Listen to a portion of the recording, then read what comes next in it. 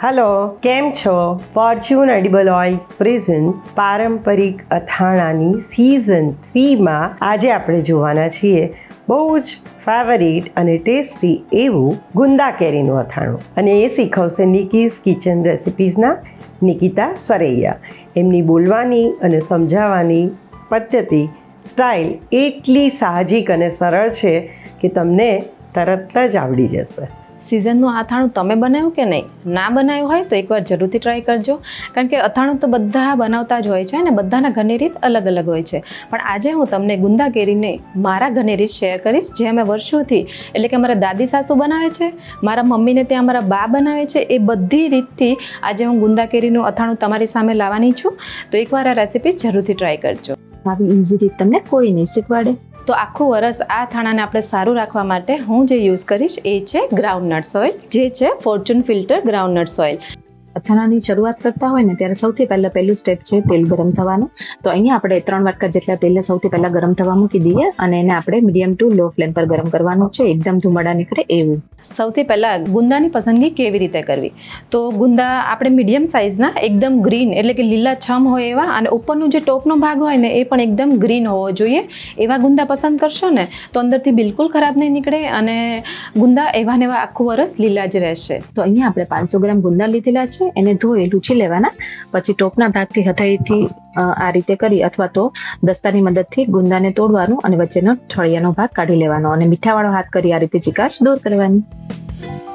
તો જો ગુંદા તમે 1 કિલોનું માપ હોય ને તો એની સામે 250 ગ્રામ કેરી જતી હોય છે. અને કેરીમાં તમે રાજાપુરી પણ લઈ શકો, દેશી કેરી અથવા તો લાડવા કેરી પણ યુઝ કરી શકો છો. તો અહીંયા આપણે દેશી કેરીનો યુઝ કર્યો છે, તમે કોઈ પણ લઈ શકો છો. અને અત્યારે આપણે 500 ગ્રામ ગુંદા લીધા છે, તો એની સામે આપણે 160 ગ્રામ આસપાસ આપણે કેરીનો યુઝ કરેલો છે. તો અહીંયા આપણે દેશી કેરી લીધેલી છે ને અડધો કલાક મેં પલાળીને રાખેલી હતી, અને પછી આ રીતે ધોઈ ઉપરની છાલનો ભાગ કાઢી લેવાનો અને ખમણીની મદદથી છીણી લેવાનો છે. તો આ રીતનું ખમણ કરવાનું, અથવા તો તમે પીસ પણ કરી શકો છો. પણ આ રીતે કરશો ને તો અંદર સુધી જશે ગુંદામાં, એનો ટેસ્ટ સારો આવશે અને ચીકાશ પણ બિલકુલ નહીં રહે. તો એની અંદર આપણે અડધી ચમચી જેટલું મીઠું અને અડધી ચમચી જેટલી હળદર નાખી આ રીતે મિક્સ કરી દેવાનું. તો આ રીતે એને કરી 5 મિનિટ માટે રહેવા દઈશું, જેથી કરીને કેરીમાંથી જેટલું પાણી હોય એ છૂટી જશે. તો આ બાજુ આપણું તેલ પણ સરસ ધુમાડા નીકળે એવું ગરમ થઈ ગયું છે. હવે મસાલાનું માપ આપણે પ્રોપર જોઈએ તો મસાલામાં કેવું હોય, અમુક વસ્તુ પ્લસ માઇનસ થતી હોય ને તો અથાણાનો ટેસ્ટ બરાબર નથી આવતો હતો. તો એક સરખું માપ આપણે લેશું ને તો તમારો વર્ષો વરસ એ કેરીનું અથાણું એવું ને એવું રહેશે. તો કેરીનું હોય કે ગુંદાનું હોય, અથાણાનું માપ હું તમને કહી દઉં.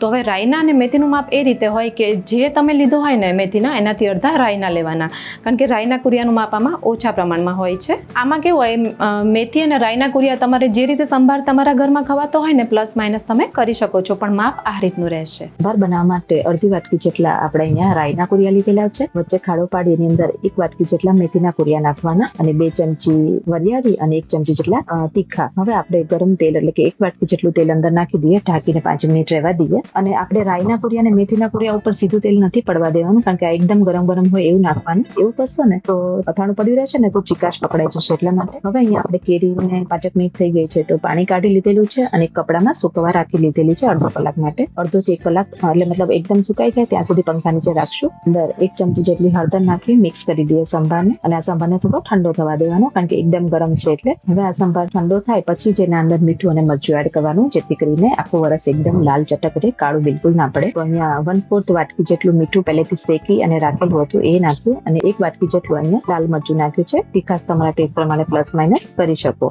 હવે આ સંભારને મિક્સ કરી દેવાનો. તો આખા વર્ષ માટેનો સરસ મજાનો સંભાર બનીને રેડી થઈ ગયો છે. હવે આ સંભારની અંદર આપણે જ્યાં સૂકવીને રાખેલી હતી ને કેરી, એને નાખી દેવાની. આ સુકાયેલી હશે ને તો બિલકુલ બગડશે નહીં અથાણું, 2-3 વર્ષ સુધી આવું નવું રહેશે, એટલે સૂકવેલી જ નાખવાની. હવે આપણે સંભારમાં ભળી જાય પછી આ ગુંદા છે ને એ મીઠાવાળા કર્યા હતા, તો એને આ રીતે લૂછી દેવાના છે, કારણ કે આપણે આને ખાટા પાણીમાં પલાળતા નથી, આપણે ઇન્સ્ટન્ટ બનાવીએ છીએ. એટલે તો ગુંદા સરસ એકદમ કોરા પડી જાય ને એટલે અંદર આ મસાલો ભરી દેવાનો છે. તો જો હું ગુંદુ દેખાડું કેવું બન્યું છે, તો આ રીતે આખું ગુંદુને ભરી દેવાનું. અને હવે આ બાજુમાં મસાલો બચ્યો છે એને પણ આપણે આ અંદર એડ કરશું. તો અહીંયા કાચની બોટલ લીધેલી છે, એને સરસ ધોઈ તડકે કોરી કરી દેવાની, એને તડકો આપવાનો પછી જ ભરવાનું.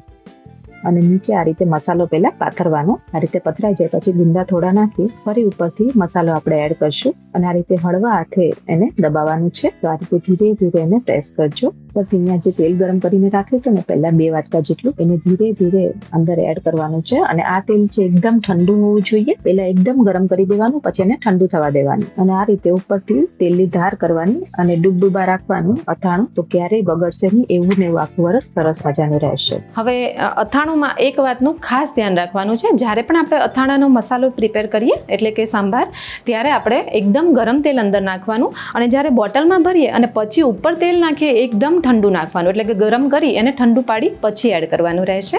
અને આને આપણે 5 થી 6 દિવસ પછી ખાવામાં લઈ શકીએ છીએ. તો આ અથાણાનો કલર અત્યારે તમે જેમ જેમ ચડતા જશે ને અથાણું, એમ એનો કલર એકદમ લાલ ચટક થઈ જશે, અને 6 દિવસ પછી તમે આ ગુંદાને ખાવામાં લઈ શકશો. તો આજની તમને મારી આ ગુંદા કેરીની અથાણાની રીત કેવી લાગી કમેન્ટમાં જરૂરથી કહેજો.